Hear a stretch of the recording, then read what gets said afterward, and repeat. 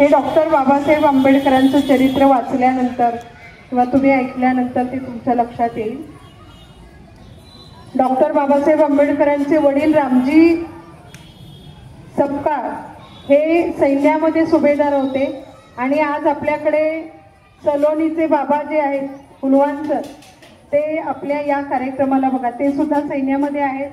हा खूप छान योगायोग आहे की डॉक्टर बाबासाहेब आंबेडकरांना घडवणारे त्यांचे वडील होते आणि आज आपल्या या कार्यक्रमासाठी सुद्धा सैन्यामध्ये असणारे कुलवान सर आपल्या या कार्यक्रमासाठी उपस्थित आहेत। जोरात टाळ्या वाजवा त्यांच्यासाठी।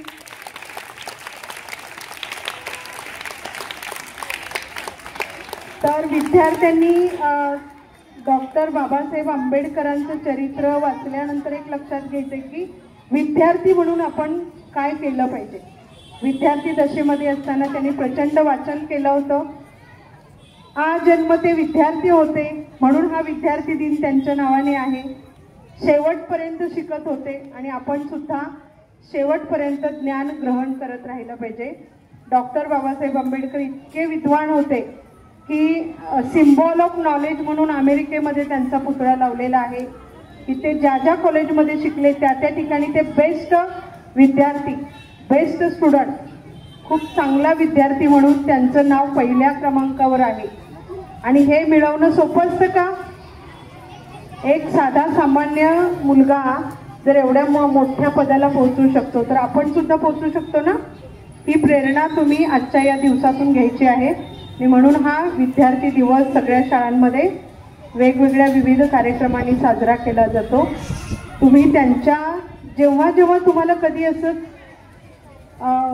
स्वतःला नाराज वाटेल किंवा माझा अपमान झाला, मला हे कोणीतरी काहीतरी बोललं किंवा मला त्रास झाला असं वाटेल तेव्हा तेव्हा डॉक्टर बाबासाहेब आंबेडकरांचं चरित्र काढून तुम्ही वाचत चला की त्यांनी किती सहन केले। मग तुम्हाला आपलं दुःख शून्य वाटेल, काहीच नाही वाटेल।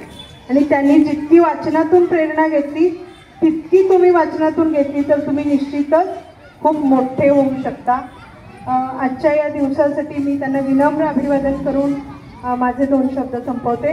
यासाठी जे पालक इथे उपस्थित आहेत, जे 5वी ते 10 ते 11 त्यांची मीटिंग होती आणि ते आपल्या या कार्यक्रमासाठी उपस्थित आहे, त्यांनाही मी धन्यवाद देते की तुम्ही थांबलेला आहात आणि आमच्या या कार्यक्रमामध्ये सहभागी आहात। छत्रपती शिवाजी महाराज घडले ते त्यांच्या आईने त्यांना घडवलं म्हणून आई कशी असावी तर जिजाऊसारखी असं मी नेहमी म्हणते। प्रत्येक आईनं जिजाऊचं चरित्र वाचून ती प्रेरणा घेतली पाहिजे आपल्या मुलाला घडवताना। आणि वडील कसे असावे तर ते डॉक्टर बाबासाहेब आंबेडकरांच्या वडिलांसारखे, रामजी सपकाळ यांच्यासारखे त्यांनी आपल्या मुलाला कसं घडवलं ही प्रेरणा रामजी सपकाळांकडून घेऊन प्रत्येक वडिलांनी आपल्या मुलाला घडवलं पाहिजे। तर ही प्रेरणा तुम्ही सगळे निश्चित घ्याल। विद्यार्थी कसा असावा? डॉक्टर बाबासाहेब आंबेडकरांसारखा। त्यामुळे तुम्ही ती प्रेरणा घ्यायची आहे आणि अभ्यास करायचा आहे, त्याप्रमाणे व्हायचा प्रयत्न करायचा आहे। ठीक आहे, माझे 2 शब्द संपवते। जय हिंद, जय भारत।